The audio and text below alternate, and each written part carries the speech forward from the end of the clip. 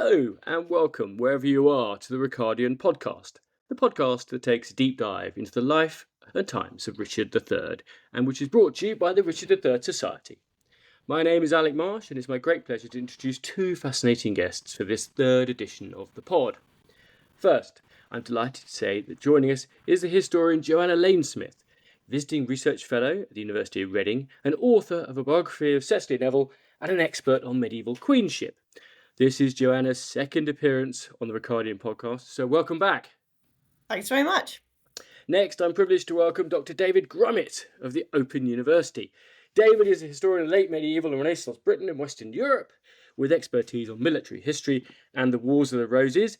It's also David's second visit to the Ricardian Podcast studio, so welcome back to you as well, David. Thanks, Alec. Right, let us begin by travelling back in time precisely 550 years. It's July 1475. King Edward IV, he who reigned from 1461 to 1483 with a bit of a break in 1470-71, is dreaming of repeating the glory of his namesake Edward III during the 100 Years' War and leads the biggest English army ever assembled across the Channel to invade France. Will he taste French blood like Henry V at Agincourt 60 years before? Will he reconquer vast swathes of Normandy and Gascony lost in the 1420s and 1430s? Will he even get the French crown back? Let us ask David Grummitt what actually happened. David, you've written about this invasion in the September edition of the Richard III Society's Members Magazine. First of all, what can you tell us about the army that Edward assembles in 1475?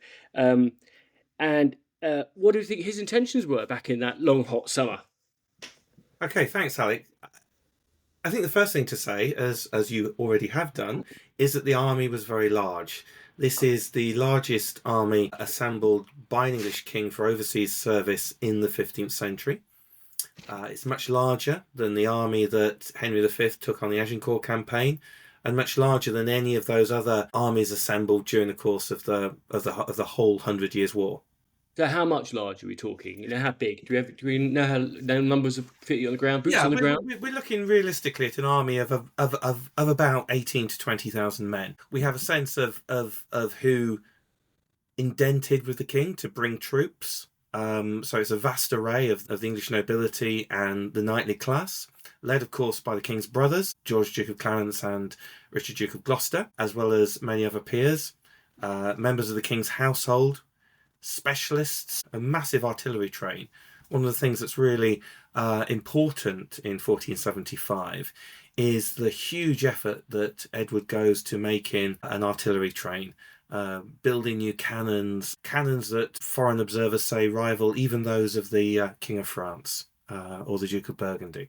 So it's a real show of English military strength.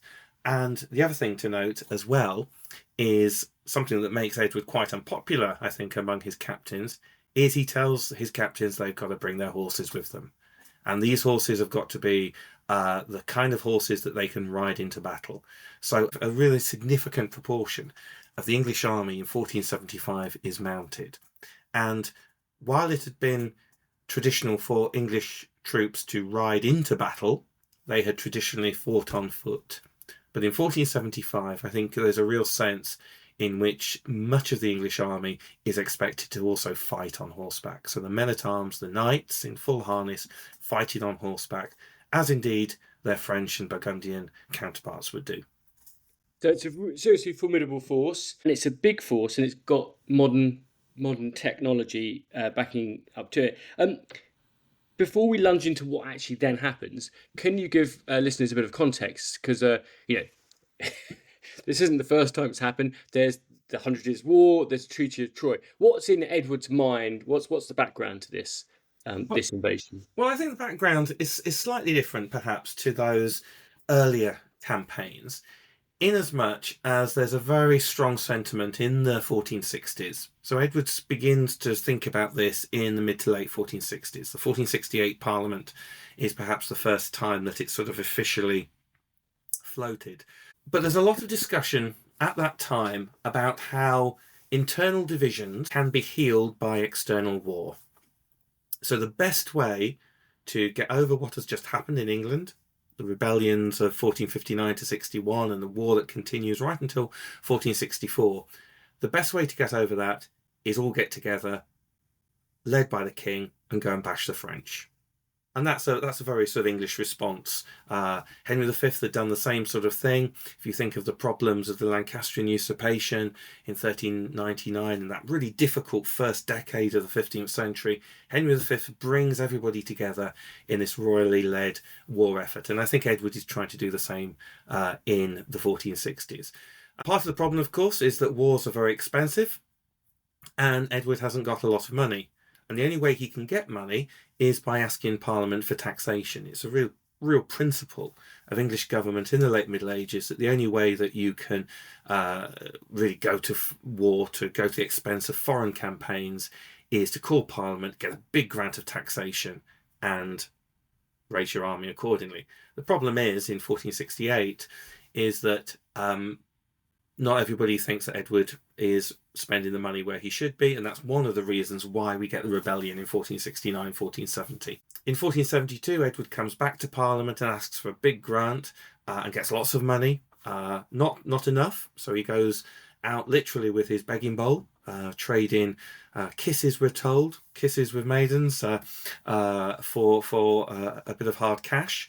But by 1475, by the beginning of 1475, he's got the money, he's ordered the artillery, and he's ready to begin to put his army together with which to invade France. Okay, so somewhere between getting the throne of France and marching into Paris and being crowned King of France, all the way back to enlarging what they control around Calais, what do you think his objective was when he sets out with this huge force? I think this is really difficult to tell, isn't it? Because obviously the rhetoric is all about recovering our throne of France. Edward knows that he can't realistically do that. And he certainly can't do that without the full support of his brother-in-law, the Charles Duke of Burgundy. He can't do it without the support of the Duke of Brittany. And he also can't do it without the support of those French rebels. There are quite a few rebellious noblemen in France. You have to remember that in the mid-1460s, Louis XI, King of France, had fought a civil war himself. So France isn't by any means a kind of united polity. Realistically, I think the best he can achieve is probably to hope to maybe capture a nearby town, maybe capture Boulogne. A similar sort of thing that Henry VIII would do in the early 16th century. In 1513, he captures Tournai. In 1544, he captures Boulogne and holds them for a while and then sells them back. And that's it. I think probably the best that Edward could have hoped for. But what he really wants to do, I think, and I think what his army really wants to do, is fight a battle. There's no point in buying your armour, buying your horse, going over to France if you don't get to fight a battle. And we see this sense of chivalric and martial expectation really clearly in the letters that Sir John Paston writes to his mother. Okay, now before we move on to what actually happened, Joanna Laynesmith, let's bring in. What's your sense of what Edward would have wanted, or what he might have hoped for from this escapade? I think the main thing that he would hope for was actually very similar to what Henry V was hoping for when he set off on his Agincourt campaign, which was to present a united front, to have united all his men. As a usurper, these usurping dynasties need to prove to their kingdom and to foreign powers as well that actually they're in control and have this uniting force. And I think that is actually was more important than whatever he was going to achieve abroad. Really, it was for the home audience. Brilliant. Okay, let's then move to what actually happened. What opposition do they find? What do they do? Are there any battles, and how long does it last, and how does it finish? Okay, so they assemble at Calais, and they march out of Calais, and the idea is that they're going to meet up with Charles the Bold. Unfortunately, the Duke of Burgundy is busy elsewhere. His actual interests are around the sort of what is now the sort of the Franco-German border, and he's laying siege to the city of Neuss, and he basically brings with him a small riding household. And I think Edward says, "Well, bro, where's your army?" He's, "Well, I've not bought it." And Edward had bought his cannons to show him, and all sorts of things. And I think Right, so very soon on, it becomes clear that Edward's going to have to rethink what he is going to achieve. They basically march around northern France for a while. They visit the battlefield of Agincourt. So, as Joanna said, there's this real sense in which they're trying to follow in the footsteps of Henry V. So they spend a couple of nights on the battlefield of Agincourt. Doubtless they tell rousing stories of knightly deeds and all the rest of it. But at the end of the day, they actually have to they have to accept that there isn't going to be a successful campaign, and this actually suits the French very well too, because Louis XI doesn't really want to have to fight an expensive war against Edward. So the two kings arrange a meeting on the bridge at Picquigny, and Louis agrees to pay Edward a pension to leave. Basically, he will pay him an annual pension, if you like, to defer his claim to the French throne. Edward doesn't give up his claim to the French throne in any way. So it's an honourable peace in that respect. Everybody's happy, and there's a big display. They assemble their armies, the respective kings. They sort of look at each other from either side of the field and admire each other's finery, and then they all go home. So it might seem a sort of a bit of a damp squib, and I think this is where historians and contemporaries were in disagreement. Was this a good outcome? That's the question that everybody was asking in the summer of 1475, and that's the question. How's it seen with their street parties in London, bunting, and all the rest of it? What do people say back home? I think there's a sort of almost a sense of bewilderment in some ways. This is not what they signed up for, but yet at the same time, there's a sense of, well, okay, could have been worse. We could have got killed. We could have been captured. In some ways, they've dodged a bullet in a way, quite literally. But in other ways, there's a sense of disappointment that they didn't get to fight the battle. They didn't get to have their own Agincourt.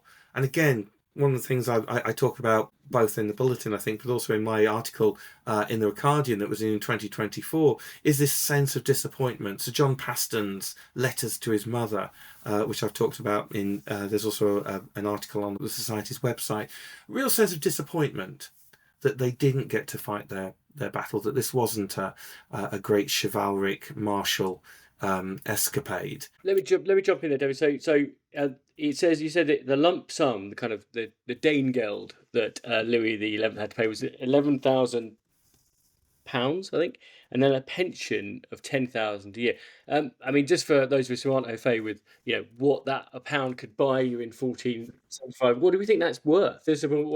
How significant is that for Edward? Well, £10,000 represents about a tenth of the annual income of the crown. So this is a massive platform which enables successive English kings, because it's renewed in 1492 actually. Henry VII gets a renewal of this French pension, and this French pension becomes a real cornerstone of English royal finance from 1475 all the way into Henry VIII's reign.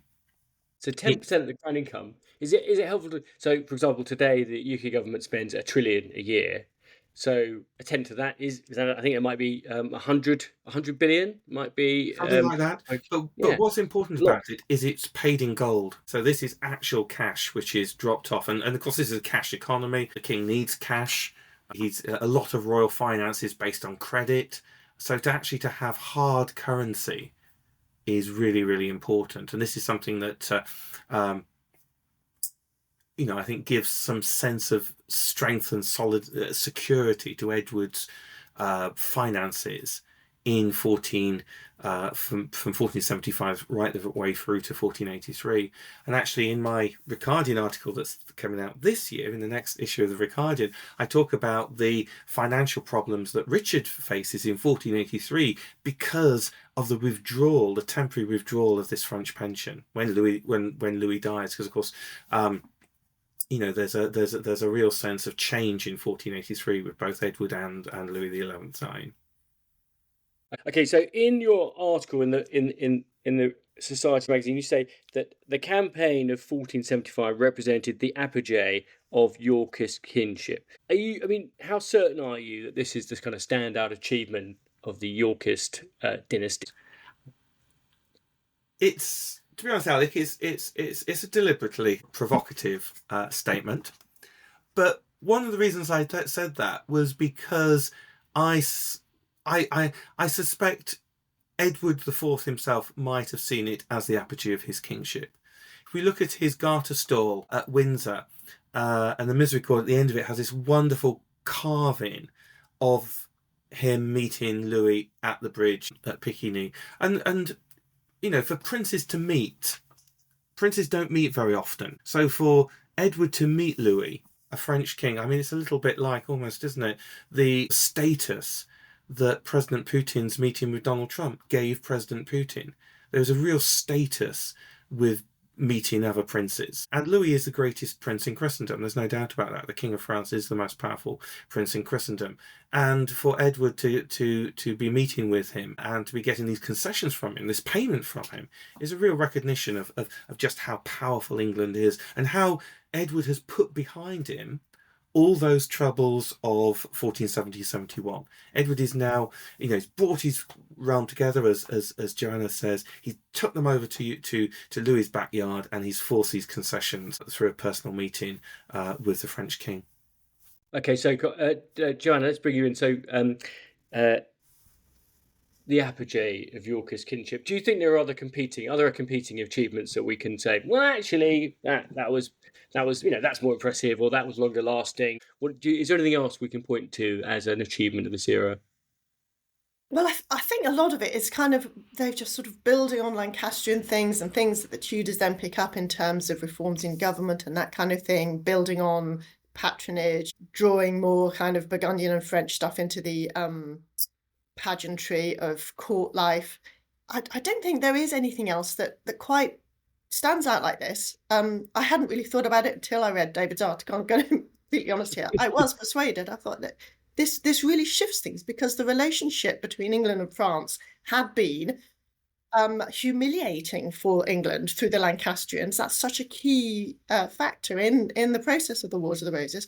And what Edward IV manages to do here is not just unite everyone behind him, but turn it around so that suddenly he's the superior one, because he's the one who's landed there and got these things from him. So he's just positioned himself in a much better place. And so that's really key. And that's why it matters to him to celebrate it in the Garter, and also actually to celebrate the value of peace, this magnanimity. This is almost a superiority over those who are doing the fighting, because, well, and actually there's another article in the forthcoming Ricardian about the role of women in the Garter and their sort of peace-weaving element that they have, and Edward sort of celebrating himself as someone who's bringing a celebratory, comfortable peace. Comfort and joy, of course, was always his motto anyway. And the thing is that if they'd conquered land in France, they would have then been in exactly the same vulnerable place as the Lancastrians were, not having the resources to hold on to it. This was, I think, the best outcome, actually. Okay, and then one last question. What does the decision to take the money, deal or no deal, what does that tell us about the mind or person of Edward IV? David, what do you think it reveals of the man? I think it reveals a sense of pragmatism. We shouldn't see it as somehow a bribe. This is a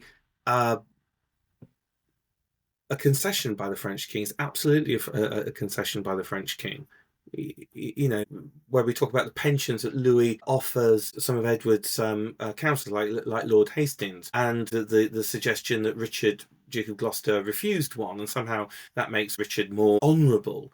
But these aren't seen as bribes in the same way. I mean, they are ways in which the French king can show his respect, I think, in some ways, to Edward's councillors.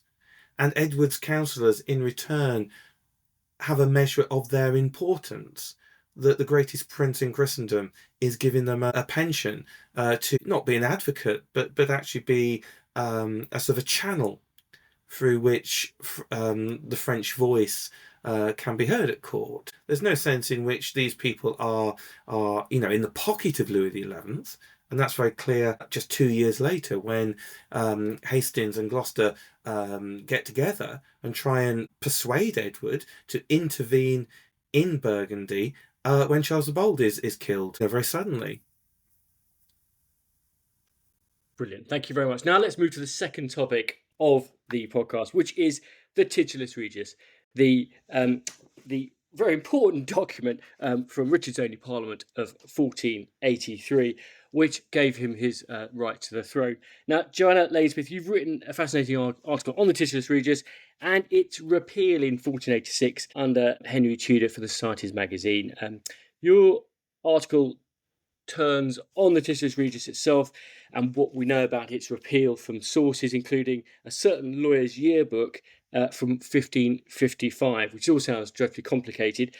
So if we could break this down, first of all, can you explain to us what the Titulus Regius is and what it did and what it said and why it matters to history and why we're still talking about it? Well, it was the act that was put through by Richard's Parliament setting out why he had a title to the throne.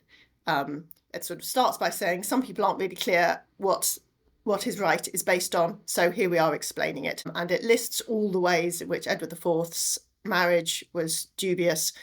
It was supposed to have been brought about by witchcraft and was not done in private, and that he was supposedly already married to somebody else. So there's this whole list of things that it explains and then says, and so because of all this, obviously Richard should be king.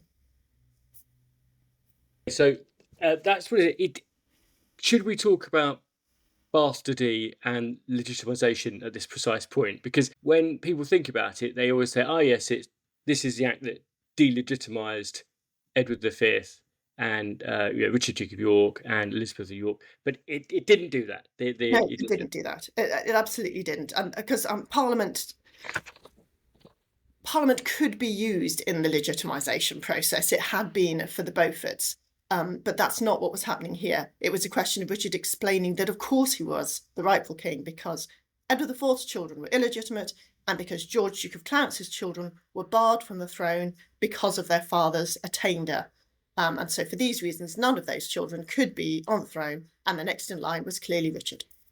So then the question is, let's talk about its repeal. In your article for the magazine, you say that it was part of the kind of tidying up process of the new Tudor regime, removing kind of partisan legislation from the previous incumbents.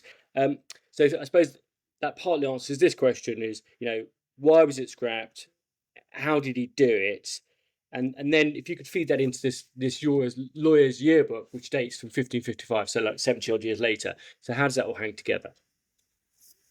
So in Henry VII's Parliament, of course, what he first of all does is has his own equivalent of the Titulus Regius. He sets out so that everybody's clear and it's on record, preserved, exactly why he is king, although it's actually a bit fuzzy. And after he's done that and made it clear that he's king, he marries Elizabeth of York, so he's made it clear that he doesn't owe his throne to her.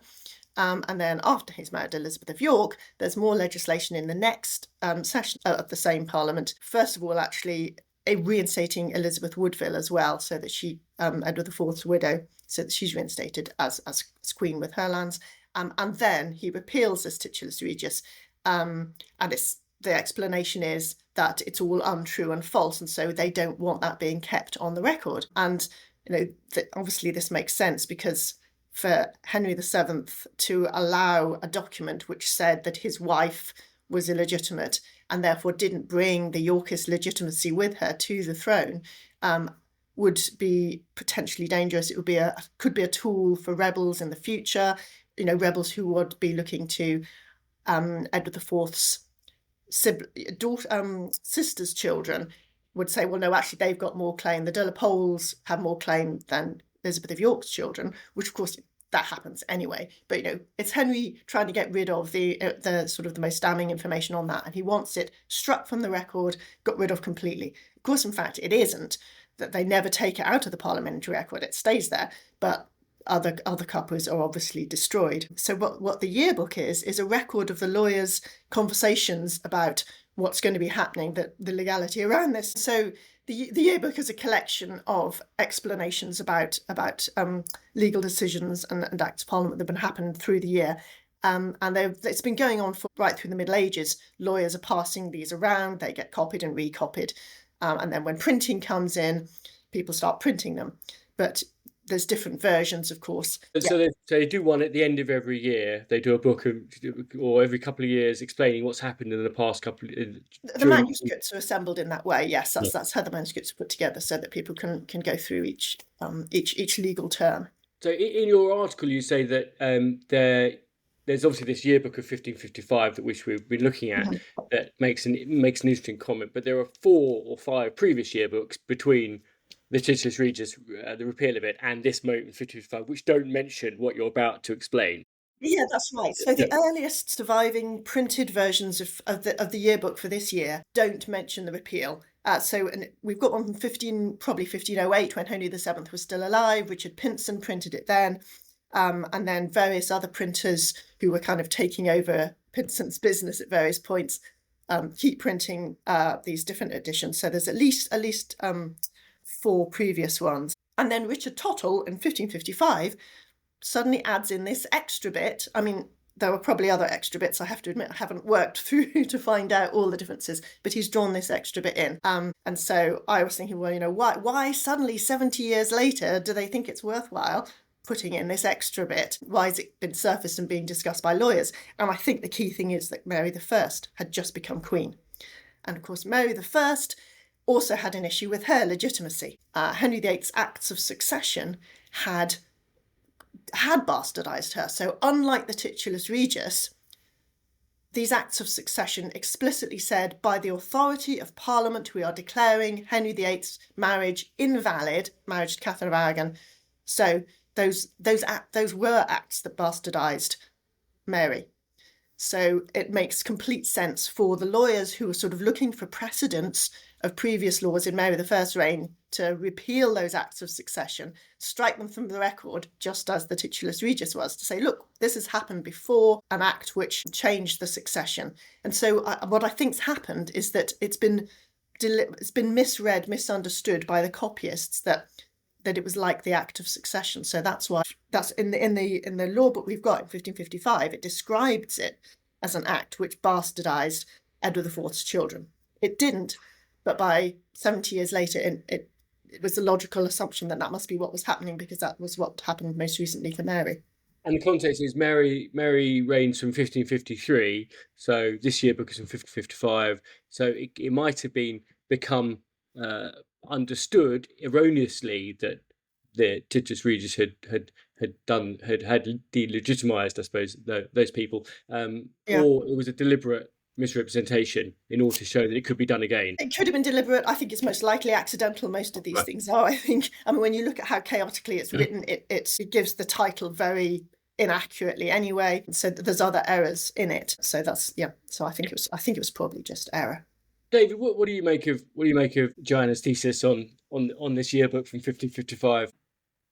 I think it's a very compelling argument. I like the idea of Tudor copyists getting things wrong. I mean, I think we have this idea that things like yearbooks or Tudor chronicles are, records of fact, and they're not, because they are the Tudors' understanding of the 15th century is very vague.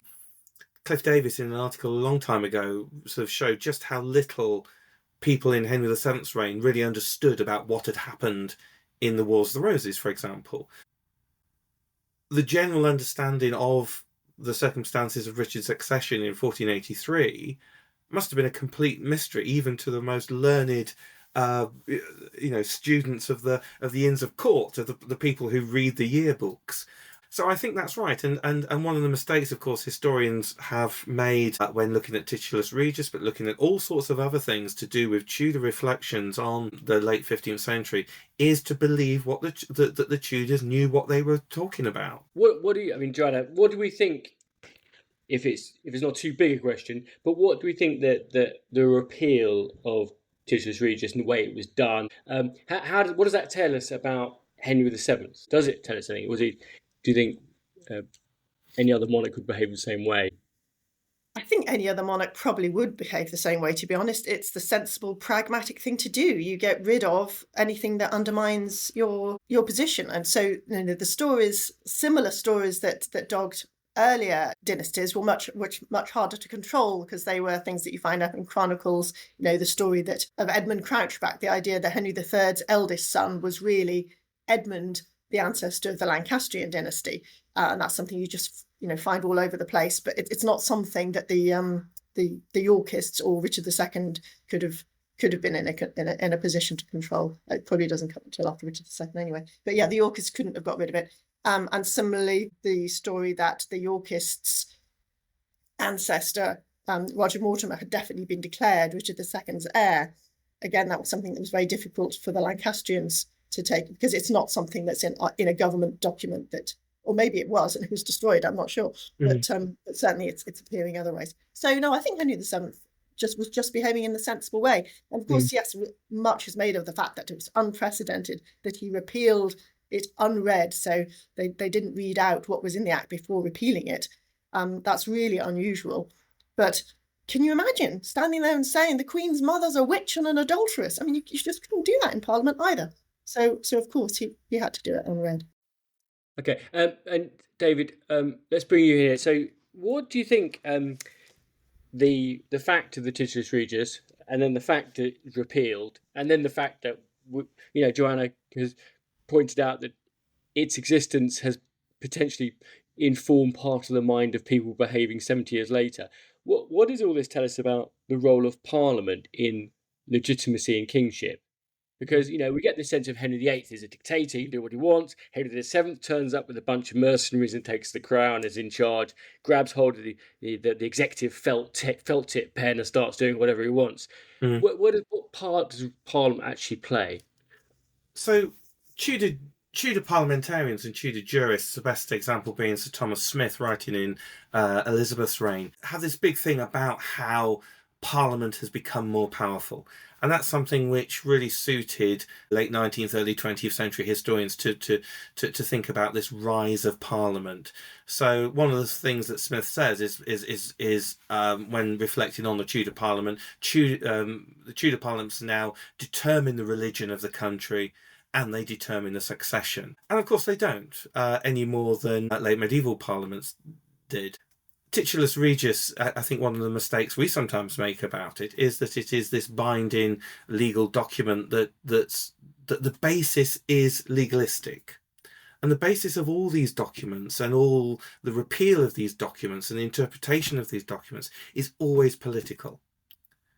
So just because if we read Edward IV's title against Henry VI in 1461, it has so much of the same language and same ideas that we then get Richard III making, we get Henry VII making, and it's because these are ultimately political statements. They're not legal statements. They're not carefully considered, opinions of lawyers. Although there will be legalistic opinions feeding into them, first and foremost they are political, and for me that doesn't really change right the way through into the 16th century, so that when Elizabeth's Parliament passes the 39 Articles of Religion, that's a political statement. It's not a sort of a religious statement first and foremost. It's a political one, and that means therefore that if your Parliament passes the Titulus Regius, or in fact the repeal of it, then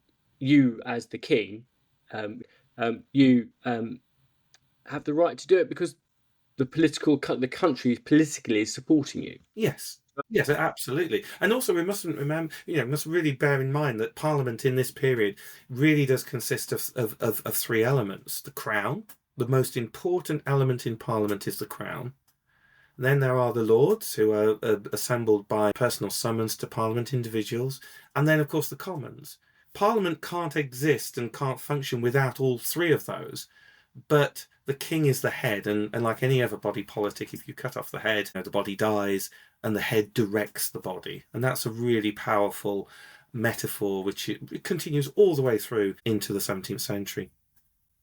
Back to you then, Joanna. One last question on the Titulus Regius. What as a historian of the era, how important is this document in telling us about Richard's, ascent to the throne? How pivotal is it?